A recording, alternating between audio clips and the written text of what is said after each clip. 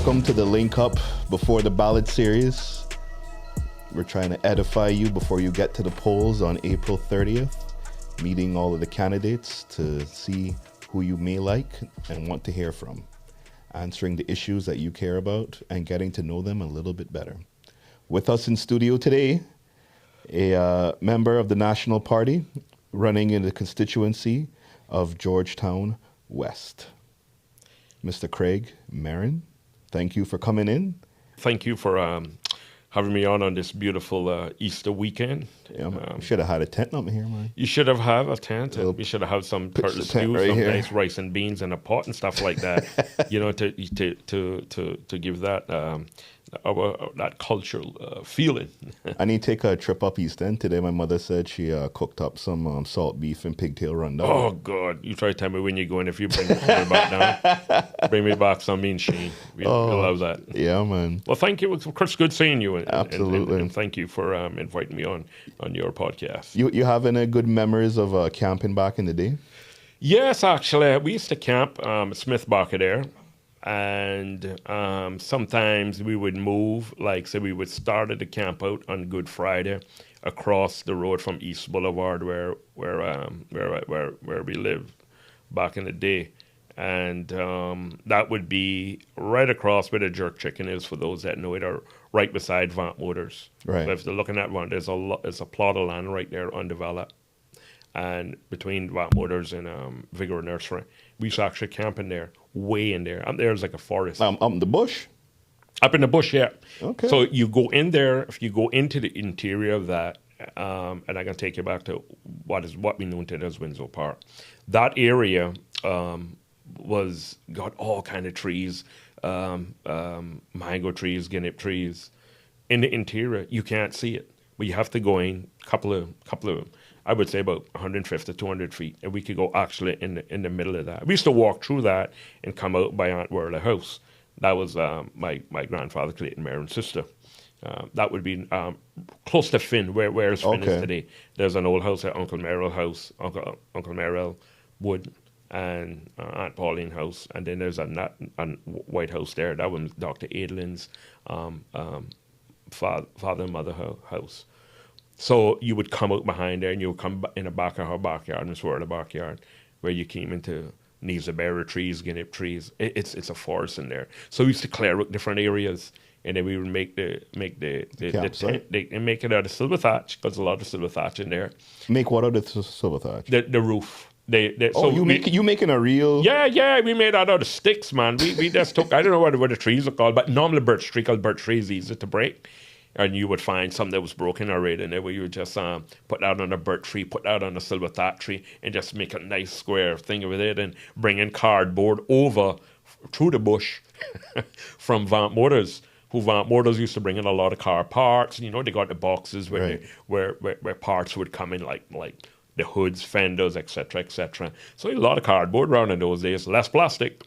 And we would take that up in there, and boy, we would make our own little hut, man. So we put that on the thing, and an old blanket you had home, a pillow, then you would bring in there, and we would camp out in there, had a little pot, used to cook food up there and everything. You had a smoke pot at least for the mosquitoes? Lucky yes, we did. We actually used some castorina, what you call it, and some old, put it in a fire gallon, a pan. And of course, that was metal in those days, or a Milo can. A Milo can, and then we would punch hole through it, put the top on, put a stick inside of it, and tie it up with wire, and just hold it like that. Just hold it out, just smoke up the place. When you come out, you all smell like smoke. My grandmother say, you gonna don't try to burn down your family land now, or burn down Vant Motors, because that's where they know it. But I mean, it was so much fun back then. And then we would probably say we can have a campsite closest in Smith back in there, and we used to have all about that. And it was so many trees back in the day, and there's a apartment, a condo right next, adjacent to Smith Cove, Smith back there. That was pure bush as well. So man, we had like little place built for 2 and 3 people. Oh yeah, great times. So you obviously grew up on Walker's Road. Yes, yeah. Well, I've actually our first home, my grandparents, the late Charles Clarence Ebanks Sr., better known as Mr. Boyer, his first place was on Elgin Avenue, you know where the police station sit today? Right. That was our land. So my grandfather sold that to the to the government probably in the late 60s, and we built a place on Walker's Road.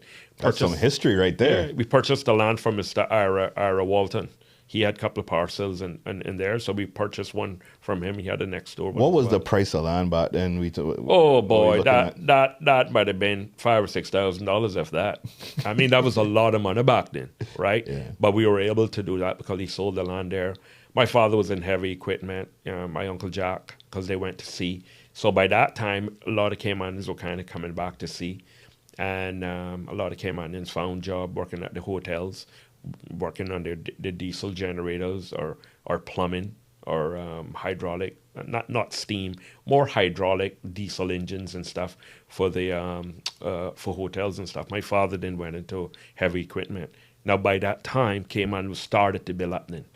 By the 71, 72, that's when this baby started to roll. So and we never looked back. And so we bought 2 JCB. My father bought 2 JCB backhoes. It started this company along with my Uncle Jack. And when he had the company, that was when you and the family were on Walker's Road at that point in time? Or? By that time, we were there because we would have the funds to do that at the time. So I was about 3 or 4 when I came to Walker's Road. Okay. And you shared a story of witnessing the birth of Windsor Park. Yes, actually, where the park is right now. So when you come on Anthony Drive wasn't there. All that from Anthony Drive right back to Smith Road. All that was just a lot of trees. Same thing across on Walker's Road. A lot of mango trees dominated that area, especially around mangoes. Guinea trees, Nizaberry trees, sea salt trees, and any sort of fruit trees you could think about. And my favorite tree is actually the birch tree. A lot of birch trees in there. And silver thatch as well. So that area was like a forest in itself. And we called it the cluster. Okay. I remember that. We used to go in there in the interior of that land, and we could actually walk where the Triple C is today. You could walk back there because when you get further into the back, you get into cliff rocks. Actually, it's like hell in West Bay. You see the rocks that you see in town. So one time we know that I was underwater at one stage, millions of years ago. But that area was a big area growing up. So where the park is was just pure. There's actually still a few mango trees and guinea trees that's there today. So where the basketball court is today, you got a guinea tree there. That's an original. That tree probably over 100 years old. Wow. And they went further back into the interior. I mean, that was... So when did they start clearing out that area for residential people? That development was started by Mr. Antonio Hawkins probably around, I would say, in the early 80s. It's probably started as early as 80, maybe late 79, 80. But it was between 79 and 81. I kind of remember 81 because it was something that a friend of mine did when it was building a particular house, which is one of the first homes there. It was a man named Shorty, Mr. Shorty. Shorty? Yeah, one Jamaican man, Mr. Shorty. As a matter of, I think I met his wife his family several months ago when I was in the Georgetown West area. And we was helping him taking off some, he had a flatbed truck, so he used to do deliveries. He used to wear a khaki hat, khaki shirt, khaki pants, which was, very common in those days. Yeah. And I still see a couple old folks. There's one gentleman, I forget his name, he owns a barbershop right in A.L. Thompson building there. He's always wearing the khaki shirt, the khaki pants. Funny thing you said, I can get to that. I got to get to that gentleman. Okay. Because on my way here, I saw him there and I waved him. But I can tell you a story about him. He works for Alti name, because A.L. Thompson still it's burning name. But that going back to Shorty now, and my friend, my dear friend, he's pastor now, Tex Thompson. We was help taking off some because Tex is a bigger guy than me. So me, him, and Kim Samuel and Joshua Jackson was helping Shorty taking off these sacks, right? And I'll never forget it because I think that day I didn't go to school or something. And when the last thing about it had like this extra cement that comes out of the bag was on the thing, and Tex took the old big foot and did like this. and no, we were barefoot and then dashed up or shot him and all this cement. So Tex told him it was me because I was the smallest one on the name, right? And he took after me, boy. And I always remember that, and that was in 801. I got a good memory with history like that. Yeah. I actually did a diary. In 1983. Boy, I like to go back and read that. Oh, the times we had. I wanted to ask as well, because we're talking about Cayman history and stuff, and you're kind of well known for being preserving and sharing a lot of the older photos. I think it was a Facebook page that you made, or something like that. No, but it's actually my Facebook page. I've been on Facebook now since 2007 or 2008 or 7, when my friend told me about that and set me up. And your dear East End friend, our dear friend Tubbs, Graham Rankin, also started to do it. So I started to do it. So I started to post photos from them, and I started to build my own. Yeah, but because and then what I started to do, I started to look back in some of my old magazines. So I got a little bit creative and started to take, how crop and paste was at the time. But I didn't have these Samsung phones at the time. I just started to take actual pictures and got them cropped. I got someone to do it for me. Sheen helped me out a lot with it. Okay. And then I post them, and I started to build that database from there. So anything I saw, if you put something up, or this one did, I would collect them, and I started to put them in files. So if there's anything on Hogstad Bay, I called it Hogstad Bay, and I dumped everything in there. If it was something with the what is today the museum, I called it the museum building. If it was on Goran Avenue, I called it Goran Avenue. Whatever it was. So when someone say, "Hey, Craig, I need a picture with Hogstad Bay," I go into the file and say, "Here you go." So I have, I think, over 3,000 or 4,000 photos I collect. And now they're not mine.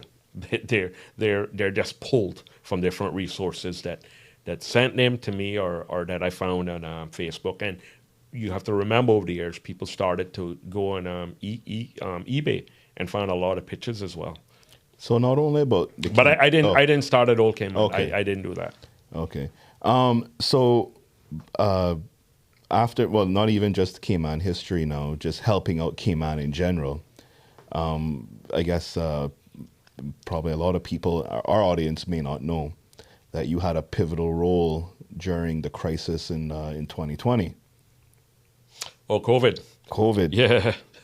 That was something that I always like to say this, by the grace of God, because it how it happened, and it couldn't happen, but it happened, and that came about with a friend of mine, Vernico, his cousin Fernando, who lives in Mexico. Actually, his grandmother is. It's a co from West Bay. Raul Nicholson Cole's actually nephew he is, but he's born in Mexico. Raul, older brother, was a doctor, so they all born there. And his brother and sister, very nice guy. He works with the Mexican government, okay, and they deal a lot with international trade and commerce.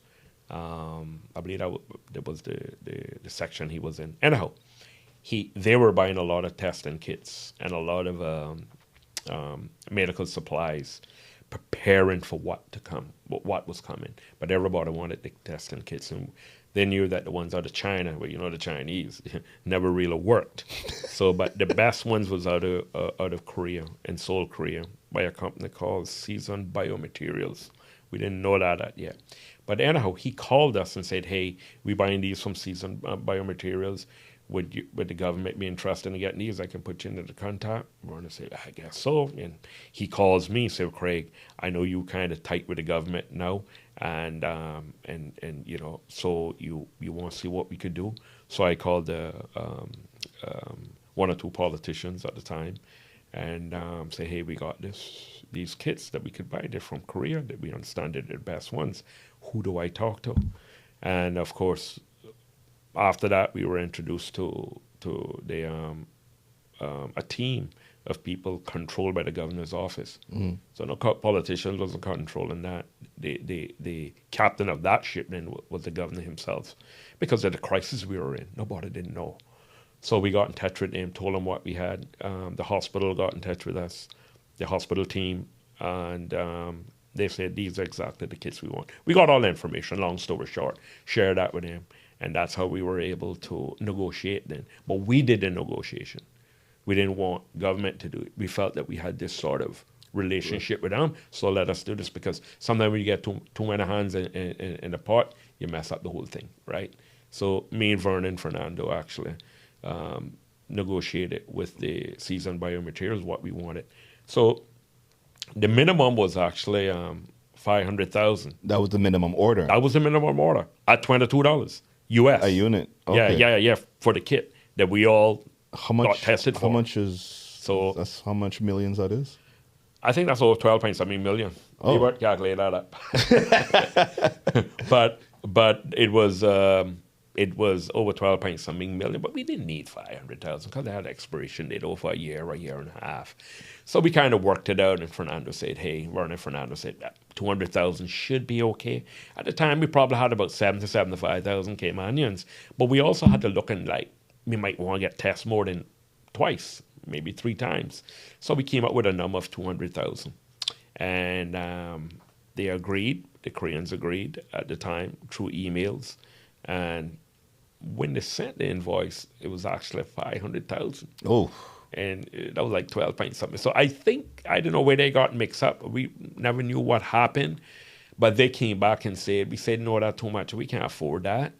You know, we said, we got a small nation here, you know, that's all we want, 200,000.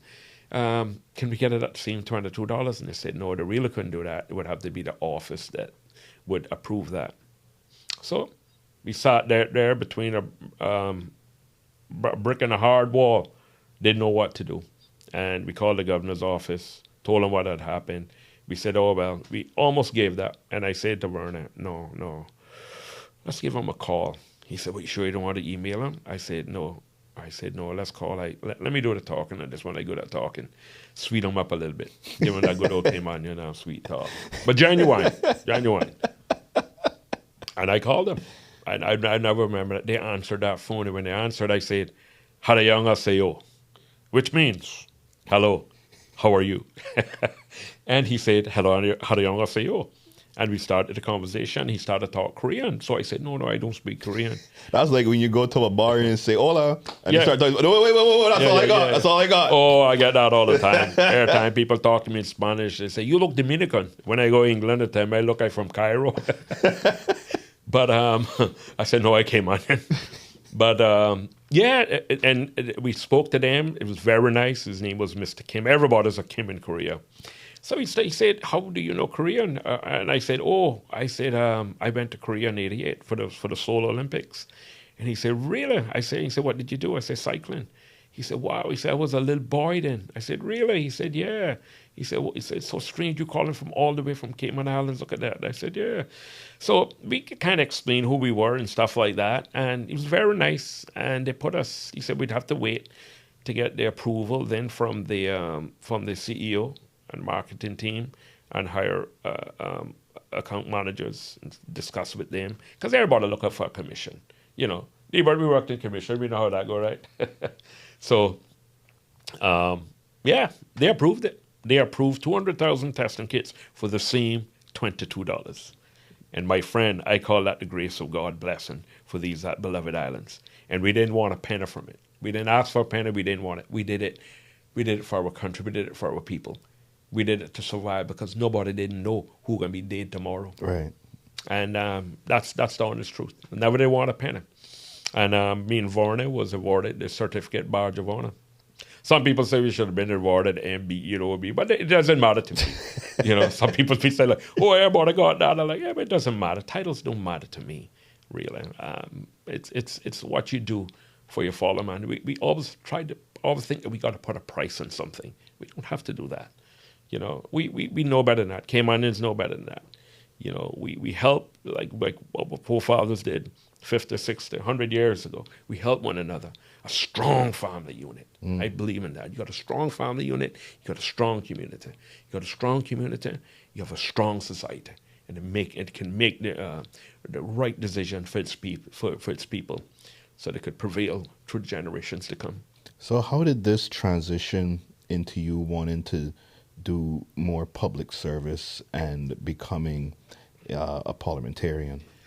Well, That date back's probably from the 90s, and that I was a little bit exposed to politics. I lived in the UK for a year. Okay. So that's when that started clicking my mind. And I always ask questions. You know, I love history. And I always wondered why things was like that in countries or why it wasn't like that in Cayman. You didn't quite understand that at the time because, you see, we were coming, our history didn't taught us too much in schools. I could tell you more about Oliver Cromwell's arm in the UK and Florence Nightingale. That's all I remember about history, and the Arabs and Caribs and the Caribbean and Jamaica, and that's it. Very little history we knew about Cayman. And I think by the mid-90s, the 90s then, I was kind of more exposed to it. Even working with a friend at Gameland Wireless, another place that had lived in the UK. So when I moved there in 93 to 94, that really opened up my conscience a little bit more. And I used to read a lot of the papers my mom used to send me. So back in the day, they had the A-team. Yeah, I believe so. Yeah, the A-team. I think the A-team was probably in the 80s. No, man, that was the 90s. A-team was in the 90s? Because I had a T-shirt. Okay. And I went to one of the meetings that they had. I was young. My parents were more involved, and they had a meeting by where CIBC is now, but that was Kirk Supermarket. That's right. Yeah, they had a meet in the parking lot there. I'll never forget. Yeah, okay. Yeah. Because CIBC would be on the side. Yeah, so it was, I remember Dr. Steve, Miss Berna. I can't remember the other two were, but okay. For I sure. think you had some sort of team back in the 80s too. I can't remember now how they got my Northwestern magazine. Anyway, but yeah, so that kind of got my attention, and I started to read a couple of things that Dr. Frank Markfield used to write in the Compass. And one thing that grabbed me was one that he had Society Need a Vision. And actually I cut that out. And I still got that today. I can't find it. It's somewhere about against me with my stash. Yeah. I'm a hoarder, but a good hoarder. I keep good stuff. And I still have that today. He kept on asking me, hey, when are you going to get this from me? I said, I got to find it. I don't find it yet. But that is what, that's grabbed my interest. And I think it's good because everybody should be involved. And when I started that, then I got involved, with the National Trust. Because I felt that by that time, we started to see Ritz-Carlton come on the line and stuff. And I did a big old banner. I can send you the picture. I did a big old banner out of tarpaulin. I bought I think I bought it from L. Thompson, I believe. I think a 10 by 20. And now those days you couldn't get no banners like it is today. So I had some pink. And I took a roller and I think it was save the mangroves. It's our future. It's our future you're playing with. And I took that along with some rope. Went out with 2 ladders that I had in my car, along with my friends, my brothers and stuff. And they all laughing at me, right? They thought I wasn't involved in that. But Craig, you get in trouble. I said, no. But I was passionate about that and still is. And that really drove me. And I put up this big banner in front of Michael Ryan's office at the time. Where Ritz-Carlton is now on the land side, that wasn't built yet. So that's why I put the banner, because we knew what the plans were. Yeah. So across the street, Holiday Inn was actually still there. And they had a little office that used to be for those that might remember. It was an Avis rental booth there. It was a little office. They were using that for the Ritz-Carlton office to show their plans and stuff. So I put that right in front of them, and I tied that up. And I remember they had to come out there and they were looking, Mike Ryan and some other people, whoever they were, and I just tightened it up. I was waiting for them to come across back then and had it with blocks on the side. It was there for days. I don't know if they took it down or what, but yeah, that was one of my first big protests, boy. Yeah, and everybody would laugh, but you're going to get in trouble, I say, well, so be it. This is what we have to protect. And I used to tell people, I said, you wait till a hurricane come, and who would have known that 5 or 6 years later? We have one of the biggest hurricanes in history, Hurricane Ivan. Yeah. So that what propelled me and kept on the fire in my soul, kept on growing. And I got involved in politics with Dr. Frank in 96.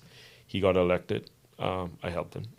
And then in 2000 again, and it was at the UDP, and in the transition on what had happened with all that started stuff, and that I thought was wrong, and I left. And for years I didn't vote. I just said that was it. So I know how young people feel today. I know, man. The status grants left a sour taste in your mouth? Yeah, man. That was wrong. You know what I mean? And I was kind of green to some of that at the time, I didn't, you kind of following people, you kind of listening to what they're thinking that it's good. Some was selling it on good. For those that was deserving of it, yes, of course. But man, 1,000 that didn't, and it was just done the wrong way. And I believe it was done for a purpose, for years to come. And you see where we at today. So what reignited your interest in getting involved? Well, in back of my mind, I wanted to, but I didn't know how to put it together.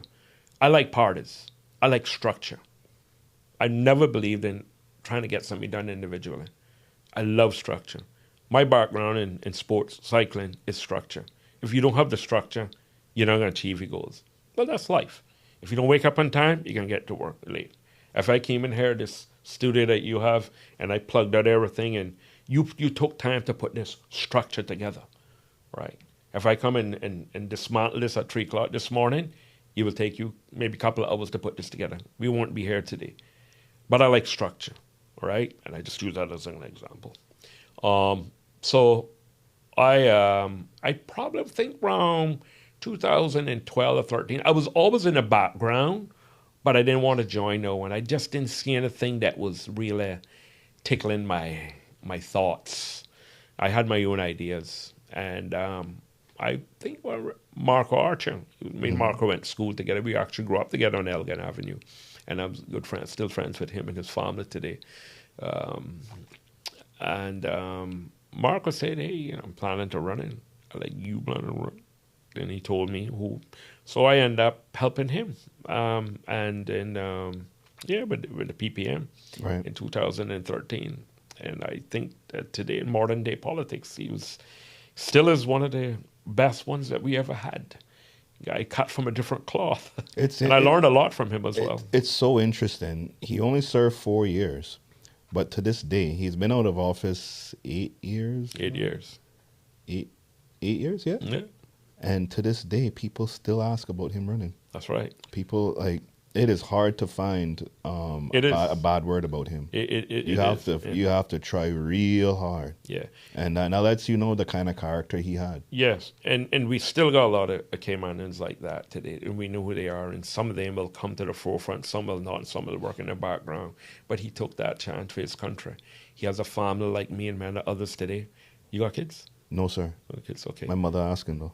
That's fine. But... yes, and then that propelled me, and then I continue on with it. But I 4 years ago, 5 years ago, things just didn't start to. I don't know what has happened in the last 8 years. Just really, and I say in 8 years, and prior to that, and probably before Marco, that probably the last 30 years or so. I think if he had stayed in. I think we would see a different country today. Got to be disciplined when you're doing this stuff. When you're dealing with people's money and a country, and putting together policies, following the Constitution. You have to be disciplined to do that. They think they are the ones that call themselves experienced. But if you say experience, I wouldn't have this chat today. The others wouldn't be coming out that love this country so much to form a different party, which I'm a part of today, Cayman National Party. And I wanted to run in 2021, but I wasn't too sure on the independence. I thought about it for about 2 or 3 months. A couple of people had to check me and say, well, what are you doing? I said, nah, I just, going in as an individual, I like structure, man. So I decided not to, and about 2.5 years ago, I decided to, and that's how. When did you get the call, or how did Dan approach you, or did you approach Dan, or how? Well, Dan knew me for a long time. I knew Dan from the 80s, going back, and his brother Scott. I knew the family well, and Mr. Lehman and Jude, all of them I knew very well. But Dan, on the other hand, he used to always, probably around about 8 years ago, about 12 years ago, we used to talk about politics and stuff like that. He was working in his farm then at the time. But as time went on, he saw that I had an interest, and we used to always talk, but he always loved my passion. He always used to tell me that, him and his brothers. And about 2.5 years ago, 2 years ago or so, time moving so fast now, We had a conversation. And he said, what would you like to see? What would you want? I know you wanted to run last time. I said, that's what I would like. But we need to form a party. And he said, well, let's form one. And that's how it started with me and him and Gay Rorade and others that came aboard.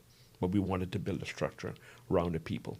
What was the process like of trying to put together a party and finding the people and creating that actual structure? Right? It took a lot of time. It took a lot of information that we pulled, a lot of data that we pulled over the last 2.5 years. The data is there, the facts are there, and wanted to shape Cayman the way for Caymanians. I'm not a politician. Gary will tell you that and Dan. I'm not going this to be a lifelong politician like others that have been there 30, 40 years and like to boast I'm the father of the house or the mother of the house. I'm not into that. I'm about setting the course for generations to come, the way it was set up back in the 70s, right? Those hardcore politicians that knew what we had here. Well, I want to put that back. I want to put statesmen back in as a member of parliament, right? I want to put opportunities in the people's hands. I want to put the trust and foresight for our generations to come. I have a granddaughter now. She's going to be 9. I like to say she's going on 20. Amira. So I that also, it will trigger stuff in your head, you know what I mean? And then you've seen how people live and you hear people complaining, and that has now, we see where we at today at this serious crossroad. I used to say the new batch will come in the 90s when I was putting up that poster going back at the Ritz-Carlton. And I used to say to a lot of people, I say, yeah, you wait till the new batch arrived. 30 years later, the new batch has arrived. You're in your 40s, you were 10 years old now. You didn't even think about what it was. Now today you got 9 and 10 years old. When you ask them questions that you see they're so smart today and what their parents have to telling them about Cayman, about the good old days. Nothing wrong with the good old days and keeping the good old days. Right. But we have to prosper. Our people have come first, you know. So all of this was part of our plan to put the Cayman Islands National Party together. As a matter of fact, we had several names, but these were some of our ideas with the logo. And I always liked the National Party because it's national for its people. It's the people's party. It's their vision. I don't tell people, well, here's my vision. I say, what your vision? Our manifesto just launched. And they could find out on caymannationalparty.ky. Reach out to me. Let me plug this in, 938-7827.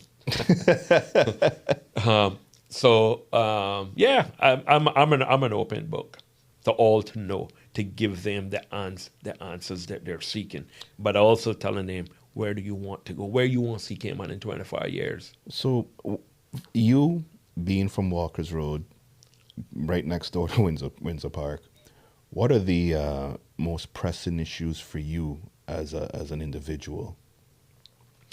Walker's Road there, Windsor Park, flooding is one of the big ones. Well, cost of living, right? Ownership of homes, which the land in that area today is, it's very tight to even build a place around there today because a lot of people are moving out. But still, it doesn't mean that the opportunities can't be there for the people that want to move out with their lives, those that are in their 20s and 30s that want to start a family, of course. And flooding is the other one. Flood is a tough one in there. What's possible of alleviating the flooding down in Windsor Park? You could put 1,000,001 deep wells. We got a lot of deep wells in there, but what we have to remember, that's a low-lying area. You see, if you look on South Church Street, let's say Melmac Avenue, Melmac Avenue on South Church Street, from Melmac and Memorial, it slopes down. Right. And then you're on Walker's Road, you're okay. And then it drops Park. another level again. Yeah. Where Windsor Park is, where it started, it should have kind of stopped close out there by not going into Oak Mill Street. It should have stopped on before you get to Anthony Drive on Smith Road. You see, from Smith Road all the way past Pasadora Places, that's a natural soakaway. Before Pasadora were built, a lot of those homes behind hospital, where hospital got a parking lot now, all of that was a natural soakaway. As a matter of fact, Well, you could still see some bulrushes right in part in that area. I mean, you can see what happened when it rained in Pasadena. You could take a boat out there and drive Yeah, around. and underwater was up to my chest because I was trying to get back into Windsor Park, right, when I left through the back roads. But the point is, it's just a natural soakaway, and you see, when you start to develop these things like that, then you have to put in a water management system, and we didn't do that. And I'm not saying it's difficult to do today. It can be done. That would be the rescue for low flooding areas, not only in Windsor Park, but in part of Smith Road, Paxton, Hope Drive. They flood a lot as well. Different places in Swan, Randike Gardens, part of West Bay. So you would have to get a water management system in those. They're like a basin area, Okay. and it can be done. It's done in South Florida. It's done in New Orleans. It's done in Holland. So you got to have the willpower and the foresight to do that. But that's a national commitment that the Cayman National Party will like to, set up and build. I've heard Implement that. Yeah, I've heard on I've interviewed several members of the party that of the National Party, and I've heard them say that Cayman truly has a spending problem. What does that mean to you? Well, it's a serious spending problem. We gave millions away on concessions over the last couple of years. We just spending and spending and spending, and all of that spending is really has put us in a sort of a crossroad, the crosshairs of a country that could go in a serious recession within itself. So we have, with the National Party, we have a plan for that, to cut back on the way that we spend things, and implement policies, or look at the policies and follow those spending policies and spending policies and habits that we just blowing all of this unnecessary funding at. And we're looking at a school over 50 million. We looking at a dock over 400 odd million, probably more. We have an education system that kids are coming out at 16, can't get a job at opportunities. Those that go with it come back with a degree. They can't get opportunities to look after their family or their mom or their grandparents. We have an aging population that have grown. Where part the grandkids can't look after their grandparents because they don't make enough or don't get the opportunities. So we found ourselves at a serious red line in our spending. I don't know. We just spend as if money's growing on trees, and that has to stop. Now, a lot of people I think it's something that I think all the politicians can kind of unite on, is the current immigration PR point system needs to have some kind of readjustments made. What kind of changes to the point system do you envision? Well, the point system never really worked, maybe at a particular time. But that we have seen that is not working. It doesn't work, and they need to pull that whole point system out, right? If you can follow a point system, then it perhaps had to be on different tiers. But you can't have someone that can walk dogs or do this or do that. You do that on your own. I don't think that we should be allowing points to somebody doing a favor for that. I think that's a very cheap way out for us. Just the position that we're at today, that has put a lot of Caymanians at a disadvantage. We need to put a pause on that. We want to go back and look at all of the status that we've been given, over 1,000 probably the last year or two. We need to look at that and look at this process. It's just we're just giving away everything. We're spending everything and giving away everything. And what has happened, it is so much that is happening that when these people get their status or these people get their residence, they create their own companies with their own buddies, or they own this one and create their own little trade and business license companies, and they're not hiring Caymanians. So Cayman population is still small. So we're still at a disadvantage. We need to put a pause on that. We need to rebuild for Caymanians. We're not saying that we. I'm not saying that we shut down everything for them, but we have to come first. When we got Cape, I got two guys now that I know, 22 years old, trying to get a job, very smart. Every day to bring the paper to me, we cut out, and I just scan it to them and say, well, send this to them and send that to them. And every day I said, you got anything from them? No. I said, well, we go look for them soon. Or you go look for them. I want you to look like this, and you chat to them about it. I said, one thing, always keep the paperwork. So they're struggling. And they got many others that are struggling. Homes that I've gone into, listening to those that have come back from college or university. Got a little jobs here and there in the filing room, or doing the copy in this, or an assistant to this one, or being bullied by that one. And who's guarding all the HR applications? Who? Is expats, right? That's on a work permit. That's going to look out for their friends or families. Right. That number is so much greater than the numbers of Caymanians that we have. We build in hotels, yeah, but if we continue to build hotels, who are we going? Do we have Caymanians to fill into that hospitality? Those hospitality jobs? No. So we have to bring them in, which increases the growth for expat workers. Which entails then you got to build more places for them. Which entails you got more traffic on the road. You got more risk of these people that come here, which a lot could get in some sort of criminal activity, which we have found over the last couple of years. Either that they're reselling businesses that they have with another business, or some that are actually looking to create a business with a Caymanian or someone that has status. You see? So they're building their own pods, right? These different nationalities that we know about.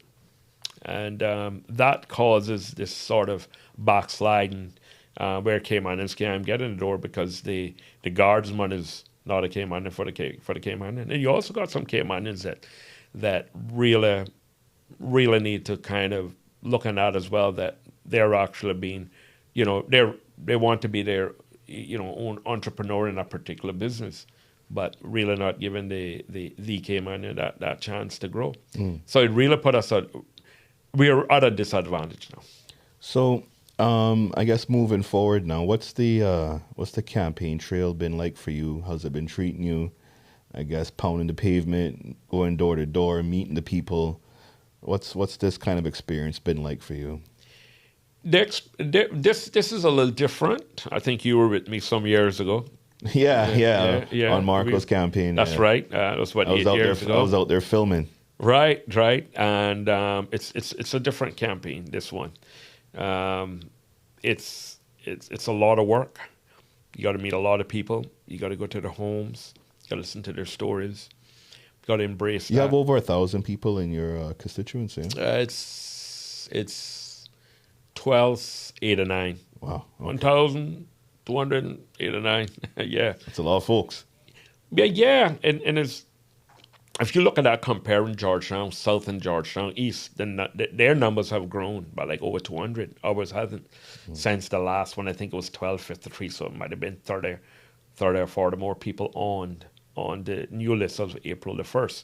So it just shows you that Georgetown West is kind of where people are moving out. So if you look on the list on the elections office, you see where a lot have moved out, a lot have moved in.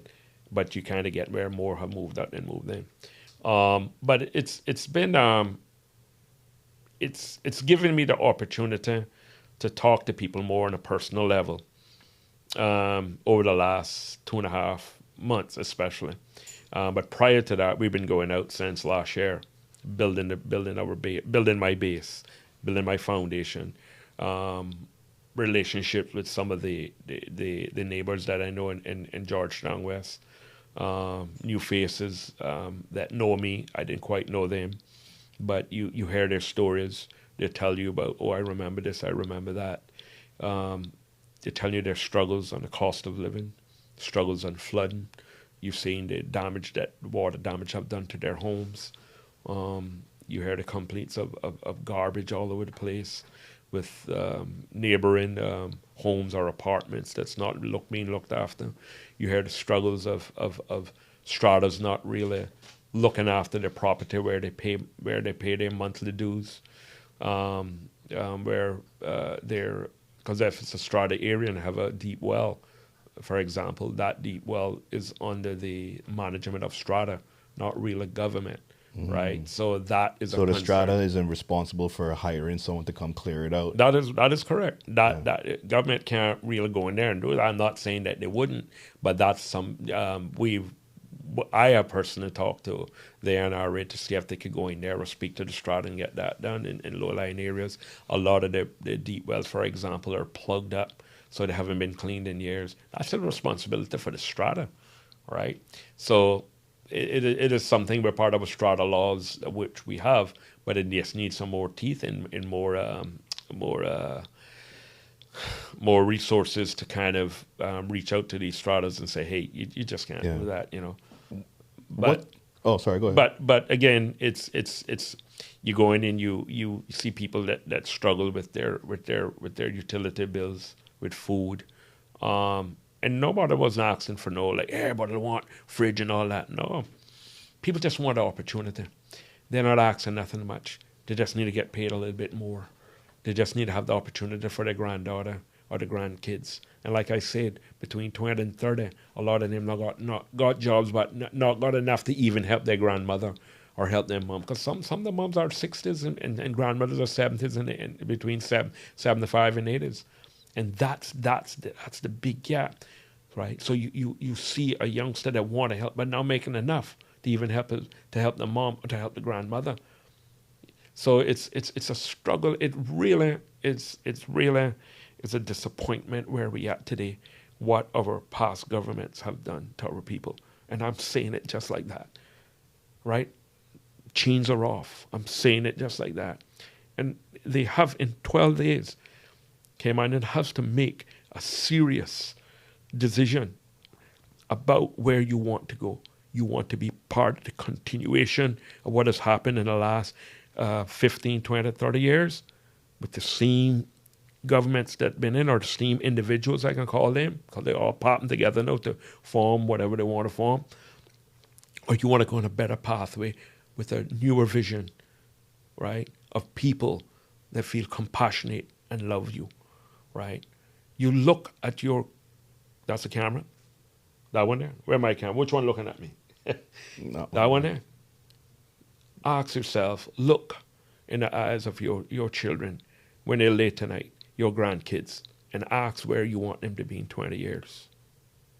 Because we are at a serious crossroad where if the decision is not made across these islands in the next 12 days, the vote for the Cayman Islands National Party, all 12 of us, I'm asking, you're going to be at a different arena where you're going to drop right down an abyss that you're never going to return, or you're going to be hard to return. I'm going to fight for you. Cayman Islands National Party are going to fight for you all the way. This is your vision. This is your blueprint. And that's what I want to say to you. On to the next question. I had to say that because this is it. We're at a serious crossroad, and I feel their hurt, man. You know. I wanted to end on a little bit of a lighter, I guess, note. I wanted to ask a fun question. Yeah. Marin's Plaza. For those who don't know, some of the younger audience, across the street from the Rubis gas station on Walker's Road, that big out, cleared out piece of land. I have two very fond memories of Merren's Plaza. Very, very fond memories. I mean, many, but two that stand out to me, right? One of them was I was about 6 or 7, and I used to go to Miss Laura's Fitness Connection, swimming. I did karate there and everything. And we used to do camps, like camp out inside the studio that she had or whatever, sleeping bags, whatever. And one night she took us, must have been about 25, 30 kids, right? And she put us T-shirts over our head, made us look like little ninjas. You know, you take the T-shirt and look like little ninjas. And we all got up in one straight line, and we just started, she's like, okay, everybody scream, and we gonna follow me and run. And she ran us through that supermarket, through every aisle screaming. Yeah. Everybody looking at us like, what the hell are these kids doing? And her running through Hurley's. And then they had this little small Cayman business owned by Carell called Gameland. And I was just like a little computer store where you go rent time on computers to play games. Yeah. I've had so many nights of being 3 a.m. outside there. You know, that place also housed Borden's Pizza, Blockbusters. I remember Blockbusters. The little game places you're talking about. Couple of offices there for some private people. You had David Cora liquor store, him and his mom. Can't remember her name. She just passed away. Was so rest in peace. Wasn't there a place that sold mattresses or some furniture on the left side? Down on the south end, close to Home Gas, that belongs to, I think, Miss Margaret White, Chris and David's mom. I believe they sell like crystalware and stuff like that. And let's not forget Burger King was up there. Burger King was out front, and then you had the pharmacy there. You had a pharmacy in the back. I can't remember what it was called then. I mean, it was so convenient back then for the area at the time. And it wasn't the way, that's over 20 years ago because that got destroyed. And partially that, the Burger King in this section towards, closer to Hurley's was gone, and the Burger King were gone, and other places, the pharmacy, all that was done, tore down. But you had a smaller section that was left there. After Hurricane that they kept the liquor store, the little place that did the reselling of the furniture. Maybe they would do refurbishing of furniture. I think it was called the Nook or. Yeah, you had all kind of place, man. That place was a hit at the time, man. That was sort of like came out of Bay of Walker's Road back in the 80s and 90s, right? So it was very convenient for everyone that lives around it. I would say, well, now we could break it down: Georgetown West, Georgetown South, Georgetown East constituency. Now the population have grown. The good thing about that now, the Merrens is building back. Hurley's, Hurley's is going back there. What took so long? I don't know. I guess that has to do with time, money, and vision and stuff like that. You know, like everything else, at the right time. You know, everything is the right time. But Hurley's is on its way back now. Hurley's on the way back, which is good.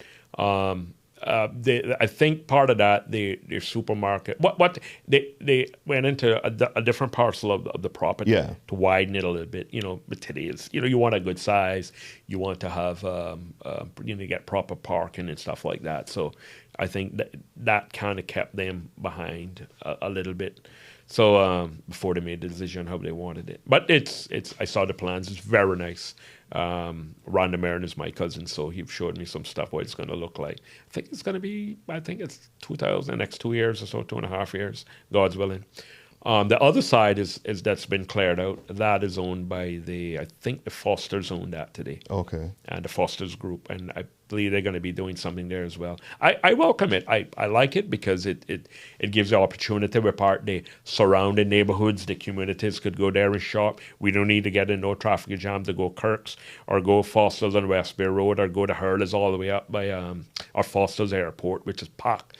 Jam now with the amount of population that we have in Cayman with the cars. So we want to be, it's walking distance for me and many people in the Windsor Park community. You know, it's less than a mile. It's walking distance. So we want to get back our own little community. So I always welcome that. What I don't welcome is a 10-story building on Byler's Road, and they want to build one now, International Mall on Walker's Road, adjacent to Vigoro. Yeah, that's going to be a Popeye. So I don't know how. Again, we can not wrong with development, but we have to taper down on where we want to put all these huge buildings. We cannot sustain that, right? And it becomes such a disrupted situation for many people. That's going to work. They got to drive to work, and there's more cars coming in. It's clogged up enough now. We're doing school. How do you do that? Yeah. You know, the visions doesn't seem to be for Caymanians. It's for developers. It's what they want. So we have to kind of control that vision. You want to build? No problem. Here's where I want you to put this. I want you to put this out further east. We call it had a good vision. I got to give him Mr. Burke, the Burke family, when they did Countryside in Savannah. Look at it today. Now, my understanding was a lot of people gave him a hard time building that. But people don't have to go out of town no more. You need one of these things somewhere in Franksong. From the time you leave Bordentown, you're not on a gas station again until you get to Jack's or what I call Jack's. Jack's in North Side. That's probably from Bordentown. That might be about probably about 7 to 8 miles. Or the one in East End, that's probably about 10 miles before you get to a gas station. You got all of that wilderness. I would love them. I would say, no, that's why I want you to put this mall. That's why I want you to put this place. We have to. We can't get people dictating to us, but we could work with them and say, this is too big. Here, love it to that. This is where I would like you to see if you want to develop here. And that's all. And you don't want to tell people what to do with their land, but I think we have we should have the say for the people as a government to say this is way too much to put in this particular area.